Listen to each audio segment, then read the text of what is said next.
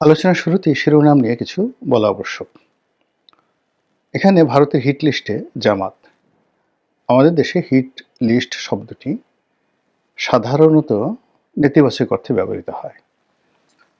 কাউকে টার্গেট করা, কাউকে ধ্বংস করা, কাউকে মেরে ফেলা। সাধারণত এ সকল বিষয় বোঝানোর জন্য সংবাদপত্রগুলো সাধারণত হিট লিস্ট শব্দটি ব্যবহার করে। কার্যত হিট লিস্ট শব্দটি মূলত কাউকে গুরুত্ব সহকারে বিবেচনা করা, কারো সঙ্গে সম্পর্ক স্থাপন করা এবং কাউকে একেবারে জোরাজুরি করে তার সঙ্গে একটি সম্পর্ক স্থাপন করার নামও অনেক ক্ষেত্রে হিট লিস্ট হয়ে যায়। তো সেই অর্থে দিল্লির সঙ্গে, ভারতের সঙ্গে, নরেন্দ্র মোদীর সঙ্গে বর্তমান জামাতের সম্পর্কের যে একটা নতুন দ্বার উন্মোচিত হয়েছে, এটি বোঝানোর জন্য আমি মূলত এই হিট লিস্ট শব্দটি ব্যবহার করেছি। আজ থেকে বহু বছর আগে আমার যতটা মনে পড়ে, যখন কাদের মোল্লার ফাঁসি নিয়ে খুব আলাপ আলোচনা হচ্ছিল, ঠিক ওই সময়টাতে আমি একটা পত্রিকা বের করতাম, অনলাইন পত্রিকা, যেটির নাম ছিল dnews.com, মানে differentnews.com। 2011-12 সনে যারা পাঠক ছিলেন তারা জানতেন যে এটি ওই সময়টাতে খুবই জনপ্রিয় একটি অনলাইন মাধ্যম ছিল এবং অ্যালেক্সাতে র্যাঙ্কিংয়ে এটি প্রথম 5টি শীর্ষ সংবাদপত্রের মধ্যে আমার এই পত্রিকাটি ছিল। তো সেই পত্রিকাতে প্রায় প্রতিদিনই এই চমকপ্রদ নিউজগুলো আমি দিতাম। তখন একবার একটা নিউজ করেছিলাম যে জামাতের নেতাদের যে যুদ্ধ অপরাধের বিচার হচ্ছে, এই বিচার প্রক্রিয়া প্রভাবিত করার জন্য জামাত সারা দুনিয়াতে লবিস্ট নিয়োগ করেছে এবং ভারতেও তাদের লবিস্ট নিয়োগ করা হয়েছে। তো এটা যখন ছাপা হলো, একেবারে হই হই রই রই কাণ্ড চারিদিকে। কেউ বিপক্ষে বললেন, কেউ পক্ষে বললেন। যারা পক্ষে বললেন তাদের বক্তব্য ছিল যে জামাতের সঙ্গে ইন্ডিয়ার সম্পর্ক হতে পারে, জামাতের পক্ষে সবকিছু সম্ভব। আবার অন্যদিকে যারা বিপক্ষে তারা সেই চিরাচরিত ভাষায় গালাগাল, এবং অবাকের ব্যাপার হলো যে জামাতের লোকজন এখন যত চমৎকার ভাষায় গালাগাল করতে পারে, অশ্লীল অশ্রাব্যতায় তারা বিশ্ব রেকর্ড তৈরি করে ফেলেছে, ঠিক এতটা দক্ষতা তখনও হয়নি 2011-12 সনে, কিন্তু তারপরেও তারা ওই সময় গালাগাল দিত। আমার একটা ইউটিউবে আমার একটা ভিডিও আপলোড হয়েছিল, পার্লামেন্টে জামাত বিরোধী একটা বক্তব্য দিয়েছিলাম। সেই বক্তব্যটার কমেন্টে গিয়ে আপনি দেখতে পারবেন যে ওই সময়টিতে জামাতরা কীভাবে গালাগাল করত। একদিকে তাদের বা আমি যে সময়টাতে ফাঁসি তখনও হয়নি, জামাতের বিচার প্রক্রিয়া শুরু হয়নি, পার্লামেন্টে আমার প্রথম বক্তব্যর মধ্যেই 2009 বা 10 সনের প্রথম দিকে আমি এই ভাষণটা দিয়েছিলাম। কিন্তু আজকের জামাতের যে গালাগাল বা যা কিছু, ওটা 2009-10 সনে কেমন ছিল তখন ওই ভিডিওটা দেখলেই আপনারা বুঝতে পারবেন। তো যেটা বলছিলাম যে জামাত ভারতের সাথে সম্পর্ক স্থাপন করার জন্য লবিস্ট নিয়োগ করেছে। তো এই ঘটনা পরবর্তীতে যখন 2015 বা 16 সনে জামাতের সঙ্গে ভারতের কী সম্পর্ক, কোন পর্যায়ের সম্পর্ক, সেটা চাক্ষুষ দেখার সুযোগ হয়েছিল। আমি শুধু এতটুকুই বললাম। জামাত এই যুদ্ধাপরাধীদের যে বিচার, সেই বিচার প্রক্রিয়াতে ভারতের সহযোগিতার জন্য তাদের বড় বড় নেতাদেরকে এই যুদ্ধাপরাধের দায় থেকে মুক্ত করার জন্য করেনি এহেন চেষ্টা নেই, কিন্তু জিনিসগুলো কাঁচা হাতে তখন হ্যান্ডেল হয়েছে। আমেরিকাতে যারা বিনিয়োগ করেছে বা ভারতে যে সমস্ত কর্তাদের সাথে জামাতের যে সকল স্তরের নেতারা দেখা সাক্ষাৎ করেছে, সেখানে পারস্পরিক যে হ্যান্ডেলিংটা ভালো মতো হয়নি। আমি এরকম একটা দুটো ঘটনা জানি যেখানে ভালো মতো হ্যান্ডেলিং হলে পরিস্থিতি ভিন্নতর হতে পারত। এনিওয়ে, তো এখন যেটা বললাম যে জামাতের রাজনীতির বাংলাদেশে প্রথম থেকেই মূলধন হলো ভারত বিরোধিতা। তো সেই ভারত বিরোধিতা করে তারা রাজনীতি করে আসছে। কিন্তু আমাদের দেশের রাজনীতির দুটো প্রকৃতি রয়েছে। আপনি যদি রাজপথে লড়াই করতে চান, সংগ্রাম করতে চান, আন্দোলন করতে চান, তাহলে জনপ্রিয়তা পাওয়ার জন্য ভারত বিরোধী বক্তব্য একেবারে মুড়ি মুরকির মতো আপনি খাওয়াতে পারবেন লোকজনকে। তারপর আমেরিকার বিরুদ্ধে আপনি বক্তব্য দিয়ে, সাম্রাজ্যবাদী বিরুদ্ধে বক্তব্য দিয়ে আপনি মাঠ গরম করতে পারবেন। কিন্তু যেই মুহূর্তে আপনি ক্ষমতায় যাবেন, বা আপনি যদি সত্যিকার অর্থে ক্ষমতায় যেতে চান, যে কোনো মূল্যে আপনাকে ভারতের সঙ্গে এবং আমেরিকার সঙ্গে সম্পর্ক রক্ষা করতে হবে। 50-এর দশক থেকে, মানে দ্বিতীয় বিশ্বযুদ্ধের পরে যখন লিগ অফ নেশন বন্ধ হয়ে আবার জাতিসংঘ প্রতিষ্ঠিত হলো, তখন থেকেই পাকিস্তানের জন্য এবং পূর্ববঙ্গের জন্য আমেরিকা অপরিহার্য হয়ে পড়ল। একই সঙ্গে ভারতের সঙ্গে বিরোধিতা অপরিহার্য হয়ে পড়ল বটে, কিন্তু 1971 সনের মুক্তিযুদ্ধের পর ভারতের সঙ্গে সম্পর্কটা আমাদের জন্য অনিবার্য হয়ে পড়েছে। বঙ্গবন্ধুর মৃত্যু, ভারতের সাথে সম্পর্ক স্থাপন করতে না পারার ব্যর্থতা। 1996 থেকে 2001 সনে শেখ হাসিনার ট্রিমেন্ডাস কর্মকাণ্ড, অসাধারণ ভালো কর্মকাণ্ডের পরেও তিনি ভারতের অসহযোগিতায় ক্ষমতায় আসতে পারেননি, এটা তিনি পার্লামেন্টে দাঁড়িয়ে বলেছেন। তারপর সেন্ট মার্টিন আমেরিকা চাচ্ছে বাংলাদেশের কাছে, এটা বাংলাদেশ দিতে পারেনি বা শেখ হাসিনা দিতে পারেনি, এজন্য তাকে চলে যেতে হয়েছে বা চলে যেতে হবে। এবং তিনি সেটা ডিক্লেয়ার করেছিলেন যে আমি বঙ্গবন্ধুর কন্যা, আমার ক্ষমতা দরকার নেই, কিন্তু আমি দেশ বিক্রি করে ক্ষমতায় আসতেও পারবো না, থাকতেও পারবো না, যেতেও পারবো না, যা হয় হবে। তো এখন এই যে গত 10 মাসের যে বাস্তবতা, তার আগে আরও 7 মাসের বাস্তবতা, অর্থাৎ আগস্ট মাস থেকে আজ অবধি প্রায় 17 মাস হয়ে গেল। এই 17 মাসের যে রাজনীতি, এখানে আওয়ামী লীগ খুব ভালো করে বুঝে গেছে যে তাদের কি ভুলগুলো হয়েছিল। বিএনপি ঘুরে দাঁড়ানোর চেষ্টা করছে, জামাত ঘুরে দাঁড়ানোর চেষ্টা করছে, আর বর্তমান সরকার তারা হাড়ে হাড়ে অনুভব করছে যে ব্যর্থতাটা কোন পর্যায়ে পৌঁছে গেছে এবং এখান থেকে আসলে ঘুরে দাঁড়ানো সম্ভব কিনা সেটা নিয়েও তারা গবেষণা করছে। তো সেই অবস্থাতে রাজনৈতিক দলগুলোর একটা ভিন্ন ভিন্ন কৌশল থাকে। জামাতও সেই কৌশল অবলম্বন করছে। তাদের সঙ্গে পাকিস্তানের ঐতিহাসিক সম্পর্ক, তুরস্কের সঙ্গে কৌশলগত সম্পর্ক, সৌদি আরবের সঙ্গে কৌশলগত সম্পর্ক, এই সম্পর্কটি হয়তো অর্থনৈতিকভাবে কিংবা তাদের যে নীতিগত যে সকল সিদ্ধান্ত রয়েছে বা তাদের যাকে বলা হয় অ্যামিউজমেন্ট, সেই পলিটিক্যাল অ্যামিউজমেন্ট, রাজনীতির যে বিনোদন, সেই বিনোদনের জন্য এ সকল রাষ্ট্রের সাথে সম্পর্ক হয়তো কাজে লাগবে।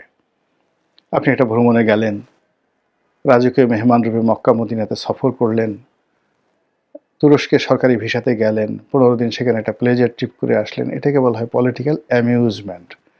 চায়না এই কাজগুলো করে খুব বেশি। বিভিন্ন দেশ থেকে তাদের পছন্দের মানুষদেরকে চীন দেশে নিয়ে ভীষণ রকমভাবে তারা আদর করেন, আপ্যায়ন করেন। আমি চীনের রাষ্ট্রীয় অতিথি হিসেবে একবার সেখানে গিয়েছিলাম, আমি এই জিনিসগুলো দেখেছি। কিন্তু ভারতের সঙ্গে যে বাংলাদেশের পলিটিক্যাল পার্টিগুলো, রাজনীতির যে সম্পর্কগুলো, এগুলো আসলে মানে বিকল্প নেই। এই সম্পর্কগুলো করতেই হবে আপনাকে যদি আপনি ক্ষমতায় যেতে চান এবং ক্ষমতায় থাকতে চান। স্বাধীনতার পর থেকে বাংলাদেশের অনেকের সঙ্গে ভারত সম্পর্ক করার চেষ্টা করেছে, কিন্তু কার্যত যেটা বাস্তবতা ভারতের জন্য নির্মম অভিজ্ঞতা, সেটা হলো একমাত্র জাতীয় পার্টি ছাড়া ভারতের সঙ্গে কেউ বিশ্বস্ত আচরণ করেনি। জাতীয় পার্টি এরশাদ সাহেব প্রথম দিন থেকে একেবারে মৃত্যু পর্যন্ত, আবার এরশাদ সাহেবের পর তার যে ভাই, যিনি এখন জিএম কাদের আছেন, জাতীয় পার্টির প্রেসিডেন্ট, আর তার যে সেক্রেটারি, মানে ওনারা সবসময়ই ভারতের সঙ্গে একটি বন্ধুত্বপূর্ণ এবং বিশ্বস্ত বন্ধুত্বপূর্ণ সম্পর্ক রক্ষা করার চেষ্টা করছে। ভারতের যদি সামর্থ্য থাকতো তাহলে জাতীয় পার্টিকেই কিন্তু তারা ক্ষমতায় রাখত। এবং দেখুন এখন ভারতের যতটুকু লিঙ্ক রয়েছে বাংলাদেশের বিভিন্ন রাষ্ট্রীয় মাধ্যমে, তারা সেই গত 17 মাসে জাতীয় পার্টিকে যেভাবে নিরাপত্তা দিচ্ছে, যেভাবে অপরিহার্য করেছে, এবং রাষ্ট্রীয় শক্তিগুলো কোনো অবস্থাতেই জাতীয় পার্টির উপর তাদের খড়গ তারা চাপাতে পারছে না। এবং জাতীয় পার্টির সব গ্রুপগুলো, অর্থাৎ যেগুলো ভেঙে গেছে, যে মূল যে শক্তিগুলো যারা আছেন, আনিসুল ইসলাম মাহমুদ, ব্যারিস্টার আনিসুল ইসলাম মাহমুদ, কাজী ফিরোজ রশিদ, মুজিবুল হক চিন্নু, শহীদুর রহমান ট্যাপা, তারপর যাকে বলা হয় রুহুল আমিন হাওলাদার, বলতে গেলে জাতীয় পার্টির যারা একেবারে সূর্য সন্তান, তারা সবাই জি এম কাদেরকে ছেড়ে গেছেন। এই অবস্থাতে মানে ভারত দুটো গ্রুপের সঙ্গে কিন্তু সম্পর্ক রক্ষা করে চলছে, এবং এই দুটো গ্রুপই তারা কেউ কিন্তু আওয়ামী লীগের মতো বাংলাদেশে মজলুম নয়, নির্যাতিত হচ্ছে না, বরং বিভিন্ন পক্ষ জাতীয় পার্টির অফিস ভাঙার চেষ্টা করেছে। তাদেরকে যে শিক্ষা দেওয়া হয়েছে, তাদের হাড্ডি গুড্ডির উপর যেভাবে থেরাপি দেওয়া হয়েছে, তারা ভুলেও আর কখনো জাতীয় পার্টির অফিস ভাঙচুর করতে যাবে না। তো এই হলো ভারতের সঙ্গে বন্ধুত্বের একটা নমুনা। সেই দিক থেকে তারা বিএনপিকে চেষ্টা করেছে, আওয়ামী লীগকে চেষ্টা করেছে, এবং এই বড় দলগুলো সবসময় যখন প্রয়োজন তখন ভারতের সঙ্গে একেবারে দহরম মরম সম্পর্ক স্থাপন করেছে, আর যখন প্রয়োজন নয় তখন তারা ভারতকে জাস্ট বুড়ো আঙুল দেখানোর চেষ্টা করেছে। তো সেই অতীত অভিজ্ঞতার কারণে ভারত মনে করছে যে আগামীতে যদি ইসলামী দলগুলো, তার মধ্যে বিশেষ করে জামাত ইসলামীর সঙ্গে তাদের একটা সম্পর্ক স্থাপিত হয়, এবং জামাত যেহেতু একটা রেজিমেন্টাল ফোর্স, সংগঠিত একটি রাজনৈতিক শক্তি, আর অন্যদিকে ভারতে এখন যারা রাষ্ট্র ক্ষমতা রয়েছে বিজেপি, তারাও কিন্তু একটি রেজিমেন্টাল ফোর্স। এবং আপনি দেখবেন যে উগ্রবাদী বলেন আর উদারনৈতিক বলেন, সারা দুনিয়ার উগ্রবাদী যারা, তাদের পারস্পরিক সম্পর্কটা হয়ে যায়, আর যারা উদারনৈতিক তাদের মধ্যে একটা সম্পর্ক হয়ে যায়। এবং এটা সব ক্ষেত্রে প্রযোজ্য। আপনি একটা নতুন শহরে গেলেন, আপনি নামাজ কালাম পড়েন, সবার আগে আপনি মসজিদে দেখা পেয়ে যাবেন, মুসল্লিদের সঙ্গে আপনার বন্ধুত্ব হয়ে যাবে। আপনি যদি নেশাখোর হন, মদখোর হন, মুহূর্তের ভিতরে আপনি শহরে ঢোকার সঙ্গে সঙ্গে আপনার মদ্যপের সঙ্গে দেখা হবে, পানশালার দেখা হবে, কোথায় কী ধরনের মাদক পাওয়া যায় আপনি খুঁজে পেয়ে যাবেন। তো এ হলো মানুষের স্বাভাবিক বৈশিষ্ট্য। মানুষ যেরকম চিন্তা করে, যেরকম ক্যারেক্টারিস্টিক্স, তাদের সঙ্গে আসলে সেরকম মানুষের সম্পর্ক হয়ে যায়। তো ভারতে যেহেতু একটি উগ্রবাদী দক্ষিণপন্থী সরকার আছে, আমাদের দেশে দক্ষিণপন্থী বলতে যেমন ইসলাম ধর্মাবলম্বীকে বোঝায়, ভারতে দক্ষিণপন্থী বলতে হিন্দু ধর্মাবলম্বীদের বোঝায়। তারা উভয়ই তাদের হিন্দু জাতীয়তাবাদ, আর বাংলাদেশে জামায়াত ইসলামী এবং তাদের যারা বন্ধু তারা মুসলিম জাতীয়তাবাদ প্রতিষ্ঠা করতে চায়। তো সেই দিক থেকে তাদের মধ্যে একই রাষ্ট্রের মধ্যে সমস্যা হতে পারে, কিন্তু ভিন্নতর রাষ্ট্রে তাদের মধ্যে কোনো সমস্যা নেই। যে রাজনীতির জিকির তুলে বিজেপি সফল হয়েছে, একই রাজনীতির জিকির তুলে জামাতেও সহযোগিতা পেলে ভারতের তারা সফল হতে পারে। এবং এই কারণে সাম্প্রতিক সময়ে যে রয়টারের খবর প্রচারিত হয়েছে, সেই প্রচারণায় আমরা দেখলাম যে জামাতের আমিরের সঙ্গে ভারতের কূটনীতিবিদদের সাক্ষাৎকার হয়েছে। যদিও এটা নিয়ে নানা রকম ব্যাখ্যা রয়েছে, বিবৃতি রয়েছে। কেউ বলছে লন্ডনে সাক্ষাৎ হয়েছে, কেউ বলছে না জামাতের আমিরের বাসায় সাক্ষাৎ হয়েছে, কেউ বলছে 5-6 মাস আগে সাক্ষাৎ হয়েছে, ইত্যাদি নানা কথা। কিন্তু বাস্তবতা হলো সাক্ষাৎ হয়েছে, এটাই ধ্রুব সত্য। এখন এই সময়টিতে জামাতের সঙ্গে ভারতের যে সম্পর্ক, দেখা সাক্ষাৎ করা, এটি বিএনপির সঙ্গে, আওয়ামী লীগের সঙ্গে বা জাতীয় পার্টির সঙ্গে ভারতের যে সম্পর্ক তার থেকে আলাদা। এর কারণ হলো যে জামাত মূলত এখন কার্যত দেশ চালাচ্ছে, আর জামাত যে প্ল্যান করে এগুচ্ছে সামনে, কোনো রকম সাড়া শব্দ না করে, নির্বাচনের মাঠে কোনো রকম সিন ক্রিয়েট না করে, তারা ম্যাটিকুলাসলি নির্বাচনে জয়লাভ করার যে পরিকল্পনা করে যাচ্ছে, এটা আমাদের বাংলাদেশের আমরা যারা আমজনতা আছি, আমরা আছি, আমরা হয়তো অনেকে অনুমান করতে পারছি না, কিন্তু আমেরিকা কিন্তু ঠিকই বুঝতে পেরেছে। তারপর ভারতও ঠিকই বুঝতে পেরেছে যে এখানে রাজনীতির হিসাব পাল্টে যেতে পারে যে কোনো সময়, যে কোনো পরিস্থিতিতে। এ কারণ হলো আসলে কৌশল এমন একটা জিনিস। তারপরে আসমানি ধরেন সাহায্য তো অবশ্যই আছে। যারা ধর্মকর্ম বিশ্বাস করেন তারা মনে করেন যে আল্লাহর সহযোগিতা না থাকলে রাষ্ট্র ক্ষমতা আসা যায় না। যুদ্ধে জয়লাভ করা সংখ্যার উপর নির্ভর করে না। মাত্র ৩০০ জন লোক নিয়ে ১০,০০০ লোকের বিরুদ্ধে যুদ্ধ করা গেছে এবং ৩০০ জন লোক জয়ী হয়েছে। আর ইসলাম ধর্মের ইতিহাসে ৩১৩ জন ভার্সেস ১,০০০ বদরের যুদ্ধে।